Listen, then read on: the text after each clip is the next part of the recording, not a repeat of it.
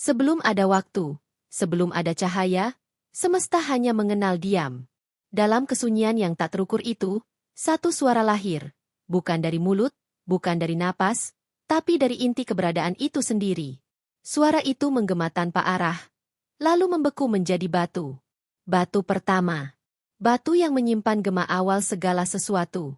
Tak ada yang tahu di mana batu itu kini berdiam. Sebagian menyebutnya terkubur di dasar laut purba. Sebagian lain percaya ia bersembunyi di balik lapisan langit yang ketujuh. Namun bagi mereka yang benar-benar mendengar, batu itu bukan benda, melainkan kesadaran yang pernah bersuara, dan masih berbisik hingga kini. Dan ketika gema itu kembali bergetar di dalam diri manusia, dunia pun mulai retak perlahan. Karena setiap suara dari batu pertama adalah panggilan untuk mengingat bahwa segala sesuatu pernah berbicara sebelum diciptakan. Sebelum huruf pertama diucapkan, sebelum cahaya mengenali bayangannya, alam belum tahu bagaimana caranya bernafas. Segalanya masih hening. Hening yang bukan sekadar ketiadaan suara, tapi ketiadaan makna. Di tengah kehampaan itu, sebuah denyut muncul, sangat lembut, seperti bisikan yang belum sepenuhnya menjadi kata. Denyut itu bergetar, menyebar, dan perlahan menciptakan ruang di mana keberadaan bisa terjadi. Dari denyut itulah lahir bunyi pertama, gema purba yang tidak terdengar oleh telinga, tetapi mengguncang inti segala sesuatu. Bunyi itu tak berasal dari udara atau getaran, melainkan dari kesadaran yang sadar akan dirinya sendiri. Ia adalah awal dari semua permulaan, awal dari semua doa, awal dari semua bentuk dan nama. Suara itu menjadi batu, mengeras bukan karena waktu, tapi karena amanat untuk menyimpan rahasia penciptaan. Batu itu disebut oleh para malaikat sebagai Hajarul Awal, batu pertama. Ia menjadi saksi saat langit dibentangkan dan bumi ditenun. Ia melihat bagaimana Tuhan berbicara kepada kekosongan dan kekosongan menjawab dengan wujud. Di dalam tubuh batu itu, gema pertama masih terperangkap, berputar-putar dalam diam yang abadi, menunggu untuk didengar kembali oleh makhluk yang mampu mengingat asalnya. Berabad-abad setelahnya, batu itu mulai terlupakan. Hanya para penjaga langit dan roh-roh purba yang masih mengenali getarannya. Namun, ketika keheningan sejati terguncang oleh keserakahan manusia, gema itu perlahan bangkit kembali, bukan dalam bentuk bunyi, tapi sebagai panggilan di dalam hati orang-orang yang mencari kebenaran. Mereka yang merasakannya seringkali kehilangan arah, karena suara dari batu pertama tidak memanggil dengan lembut, ia mengguncang dengan kebenaran. Dan di suatu malam tanpa bulan, di tengah gurun yang tak berujung, seorang manusia mendengarnya kembali. Suara itu tidak datang dari langit, bukan pula dari bumi, tapi dari dalam dirinya sendiri. Seolah ada batu purba yang bergetar di dasar jiwanya, berbisik pelan, "Ingatlah asalmu, karena engkau dicipta dari gema yang sama." Suara itu menyusup ke dalam kesadaran manusia seperti angin yang membawa kenangan dari masa sebelum kelahiran. Tidak ada kata, tidak ada bahasa, hanya getaran yang terasa begitu akrab, seolah-olah seluruh isi tubuh mengingat sesuatu yang tidak pernah diajarkan. Langit tampak diam, namun di balik keheningannya, bintang-bintang bergetar perlahan, seolah ikut mendengar panggilan yang sama. Alam semesta mulai membuka matanya yang kedua, yang selama ini tertutup oleh kesibukan waktu. Malam itu, gurun menjadi saksi. Angin berhenti berhembus, pasir-pasir menggigil seperti daun yang mendengar bisikan rahasia. Di tengah keheningan itu, seorang pengelana berdiri. Ia bukan nabi, bukan raja, hanya jiwa yang tersesat di antara dunia fana dan abadi. Namun, di dadanya bergemuruh sesuatu yang tak bisa dijelaskan. Gema dari batu pertama, yang kini membangunkan lapisan-lapisan realitas di dalam dirinya. Ia merasa seolah bumi di bawahnya bernafas.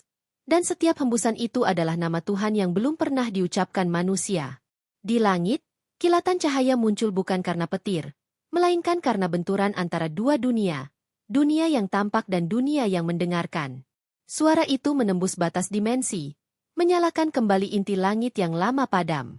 Dalam sekejap, bintang-bintang terlihat seperti mata yang terbuka, menyaksikan kebangkitan sesuatu yang telah tertidur selama miliaran tahun. Dan di bawahnya, pengelana itu terjatuh bersimpuh, karena ia tahu, ia sedang menyaksikan sesuatu yang tidak seharusnya dilihat oleh makhluk fana. Namun suara itu tidak berhenti. Ia berbicara di luar bahasa, memanggil bukan dengan huruf tapi dengan rasa. Ia berkata tanpa bunyi, "Aku adalah awal dari segalanya. dan di dalammu aku diciptakan kembali. Air mata mengalir di wajah pengelana itu tanpa sebab.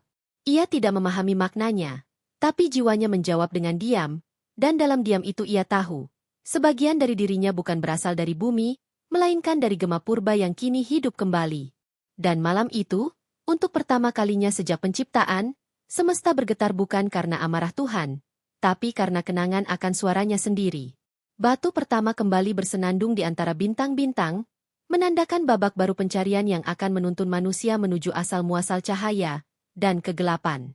Sejak malam itu, waktu tidak lagi berjalan sebagaimana mestinya. Hari terasa terlipat, malam terasa berulang, dan di antara keduanya ada jeda yang tidak pernah tercatat dalam kalender manusia.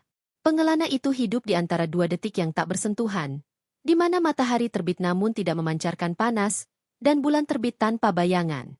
Suara dari batu pertama telah membuka celah di dalam aliran waktu, celah yang hanya bisa dilalui oleh mereka yang sanggup mendengar gema asal. Dalam keheningan yang aneh itu, ia mulai melihat bayangan-bayangan yang bukan milik masa lalu, tapi juga bukan masa depan. Sosok-sosok berdiri di tepi cahaya, berbisik dengan lidah yang terbuat dari sinar. Mereka bukan manusia, bukan malaikat, tapi fragmen dari kesadaran yang terpisah saat suara pertama membelah semesta. Mereka datang bukan untuk menakuti, melainkan untuk mengingatkan bahwa waktu adalah cermin, dan setiap pantulan yang kita sebut masa depan hanyalah kenangan yang belum terjadi. Pengelana itu mendengarkan.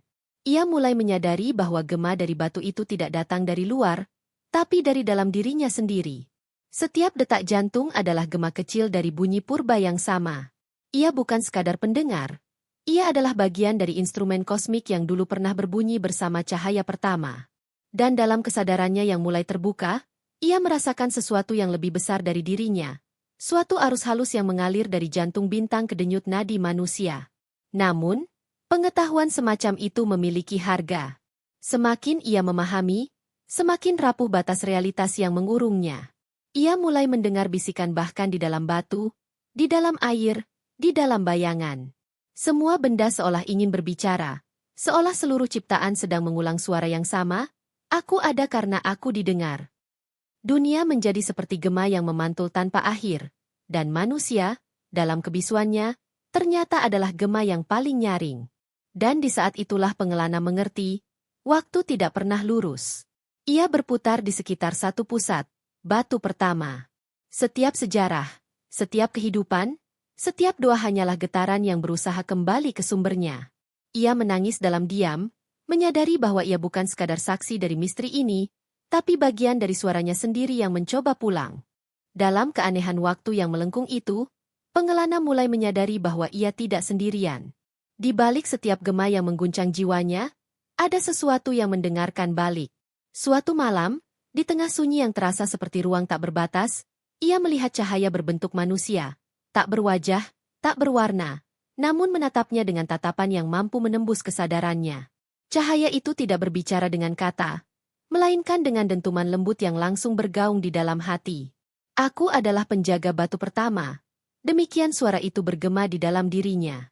Tugasku bukan melindunginya dari tangan manusia, melainkan menjaga agar gema asal tidak hilang dari ingatan semesta. Karena ketika suara itu benar-benar padam, ciptaan akan lupa pada sang pencipta. Pengelana gemetar, bukan karena takut, tapi karena cahaya itu berbicara dengan kebenaran yang tak bisa disangkal. Ia merasa dirinya telanjang di hadapan sesuatu yang tidak mengenal kebohongan. Cahaya itu lalu memperlihatkan kepadanya bayangan purba, ketika batu pertama masih bersinar di tengah kehampaan, sebelum langit dan bumi diciptakan. Dari batu itu, gelombang suara memancar ke segala arah, melahirkan bentuk, warna, waktu, dan jiwa. Suara adalah perintah, kata cahaya itu, dan dari perintah itulah lahir keberadaan. Gema itu, kata sang penjaga, masih hidup, tidak di luar, melainkan di dalam setiap makhluk yang sadar. Setiap doa, setiap getar rasa, adalah gema kecil dari suara itu. Namun cahaya itu memperingatkan, manusia telah terlalu lama memekakan telinganya dengan kebisingan ciptaannya sendiri. Ia lupa bahwa di antara suara-suara dunia, ada satu gema yang berasal dari rumah asalnya. Dan ketika semua suara dunia berhenti, hanya satu yang akan tersisa, suara dari batu pertama. Pengelana menunduk, Dan dalam dirinya ia mendengar kembali gema itu. Tidak lagi menakutkan, tetapi menenangkan, seperti detak nadi semesta yang berdetak di antara tulang-tulangnya. Dan sebelum cahaya itu menghilang, ia berkata, "Engkau telah mendengar." Tapi mendengar bukanlah akhir, melainkan awal dari perjalanan kembali. Batu pertama tidak berada di tempat, tapi di kesadaran. Carilah, bukan dengan mata, tapi dengan keheningan. Lalu cahaya itu lenyap, meninggalkan pengelana di bawah langit yang kini bergetar lembut. Seakan alam ikut bernafas bersama suara yang baru saja ia pahami. Setelah cahaya itu lenyap, pengelana berjalan tanpa arah. Tapi semakin jauh ia melangkah, semakin ia merasa tidak bergerak sama sekali. Gurun di hadapannya seolah tidak berubah. Setiap butir pasir seperti mengulang dirinya sendiri. Hingga pada akhirnya ia mengerti, perjalanan ini bukan lagi tentang jarak, melainkan tentang kedalaman. Ia tidak sedang menuju keluar, tapi ke dalam. Batu pertama tidak bersembunyi di balik horizon, melainkan di balik kesadaran. Maka ia berhenti. Ia duduk bersila di atas tanah yang hening, menutup matanya, dan menunggu. Lama sekali, seolah waktu berhenti mencatat keberadaannya. Satu persatu, lapisan suara dunia memudar, hembusan angin, desiran pasir, bahkan detak jantungnya sendiri. Hingga yang tersisa hanyalah satu bunyi halus, gema yang pernah ia dengar di malam itu. Suara itu kini terdengar jelas di dalam dirinya, bukan lagi asing, melainkan akrab, seperti namanya sendiri yang diucapkan oleh semesta. Dalam keadaan itu, batas antara dirinya dan alam perlahan menghilang. Ia melihat bintang-bintang menyala di balik kelopak matanya, dan lautan cahaya berputar di dalam dadanya. Ia merasa seolah bumi bernafas melalui dirinya, dan ia menjadi bagian dari denyut yang menghubungkan langit dan tanah. Ia akhirnya memahami apa yang dimaksud sang penjaga, bahwa batu pertama bukan benda yang bisa ditemukan, melainkan keadaan ketika diri menjadi gema dari suara Tuhan yang pertama. Namun perjalanan ke dalam diri bukan tanpa ujian. Setiap lapisan kesadaran yang ia lewati membawa bayangan, kenangan, dosa, ketakutan, dan keinginan yang tak pernah padam. Semua itu berusaha menenggelamkannya, mengubah gema menjadi kebisingan. Tapi di tengah kekacauan itu, suara dari batu pertama tetap bergetar lembut. "Tenanglah, karena aku tidak jauh. Aku adalah engkau yang paling awal." Dan dengan kalimat itu, seluruh bayangan lenyap, menyisakan cahaya yang tak bisa dijelaskan oleh kata. Ketika ia membuka matanya, gurun sudah berubah. Pasir berkilau seperti serpihan bintang, langit tampak begitu dekat hingga bisa disentuh. Ia tahu, ia belum sampai pada akhir, tapi kini ia telah menemukan arah yang sesungguhnya. Bukan ke timur, bukan ke barat, melainkan menuju pusat dari segala gema, keheningan yang bersuara. Kini kisah itu tinggal menjadi bisikan di antara bintang. Tak ada lagi pengelana, tak ada lagi gurun, hanya gema lembut yang terus berputar di balik ruang dan waktu. Ia tidak lagi berbentuk suara, melainkan getaran halus di setiap hembusan napas makhluk hidup. Batu pertama tidak lenyap. Ia berpindah tempat, dari kedalaman semesta ke dalam dada setiap jiwa yang masih mau mendengar. Kadang, di antara sunyi malam, gema itu masih terasa. Ia datang tanpa panggilan, menggetarkan hati yang lelah, seolah mengingatkan, engkau bukan hanya debu yang berjalan. Engkau adalah suara yang sedang pulang. Dan pada saat itu, dunia terasa berhenti sejenak. Daun berhenti bergerak, udara menjadi lembut, dan jiwa manusia kembali mengenali sesuatu yang pernah ia ketahui sebelum lahir, bahwa diam pun adalah bentuk doa. Mereka yang mampu mendengarnya tidak lagi mencari batu di luar dirinya. Karena mereka tahu, setiap detak jantung adalah gema yang sama dengan suara penciptaan. Setiap hembusan napas adalah sisa dari perintah, kun, yang masih bergetar di udara sejak awal waktu. Dan di antara semua gema yang berserakan, hanya satu yang benar-benar abadi, keheningan yang melahirkan segalanya. Maka jika suatu hari dunia terasa bising, dan langit seolah bisu, ingatlah kisah ini, tentang batu yang pernah berbicara, tentang suara yang pernah menciptakan, dan tentang jiwa yang masih menyimpan nyanyiannya. Karena setiap manusia, sadar atau tidak, adalah serpihan dari batu pertama, saksi dari kata yang belum selesai diucapkan. Dan selama masih ada satu hati yang mendengar, suara dari dalam batu pertama tidak akan pernah padam. Ia akan terus bergetar, menembus lapisan-lapisan realitas, memanggil setiap jiwa untuk kembali ke hening yang berbunyi.